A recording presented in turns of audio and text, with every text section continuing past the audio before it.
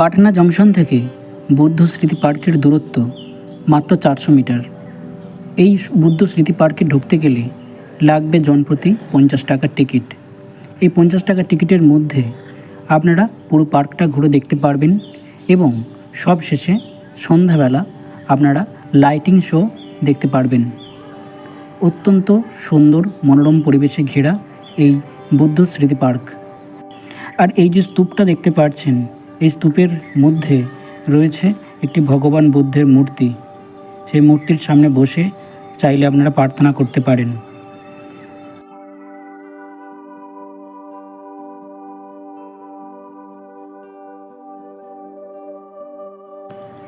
চারিদিকে এরকম সাদা সাদা ফুল দিয়ে সাজানো এই পার্ক।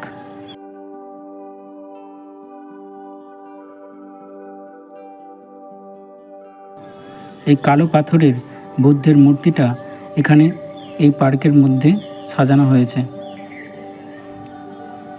ঠিক এই জায়গায় আমরা এসে হাজির হয়েছিলাম, যেখানে কিছুক্ষণের মধ্যেই শুরু হবে লাইটিং শো। ঠিক সন্ধ্যা হতে না হতেই শুরু হয়ে গেল আমাদের বহু প্রতীক্ষিত লাইটিং শো। এই লাইটিং শো মোট 2টি পর্বে বিভক্ত। প্রথম পর্বে গানের সঙ্গে সঙ্গে লাইটিং শো দেখানো হয়, যেটা আপনারা এখন দেখতে পাচ্ছেন।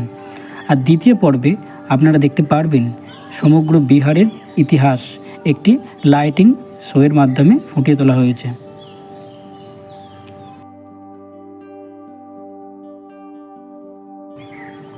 এটি যখন লাইটিং শো শুরু হবে ঠিক তার আগের পর্ব।